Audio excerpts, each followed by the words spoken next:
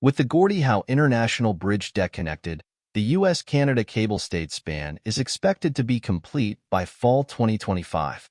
Remaining bridge work includes stressing stay cables, installing electrical, fire suppression and drainage systems, adding barriers, signage, lighting, deck paving and pavement markings, and completing a multi-use path per the project website.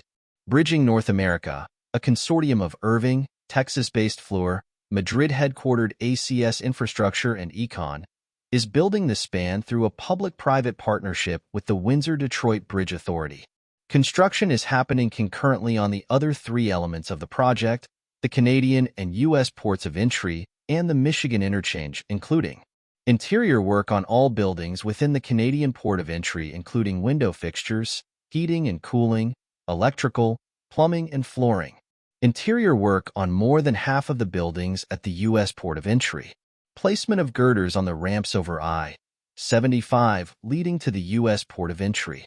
This mega project is actually 4 projects in one, since it includes the Canadian and U.S. ports of entry as well as the reconfiguration of the Michigan interchange. When complete, the Canadian port of entry will be the largest Canadian port along the Canada-U.S. border, and the U.S. port of entry will be one of the largest in North America.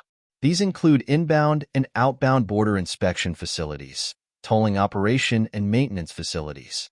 The bridge will have 6 lanes, 3 for U.S.-bound traffic and 3 for Canadian-bound traffic. It will also feature a 12-foot wide path for pedestrians and cyclists. The bridge will have no piers in the water and will be supported by 216 stay cables, with 108 on each side. Each stay cable will have between 38 and 122 rope-like metal strands.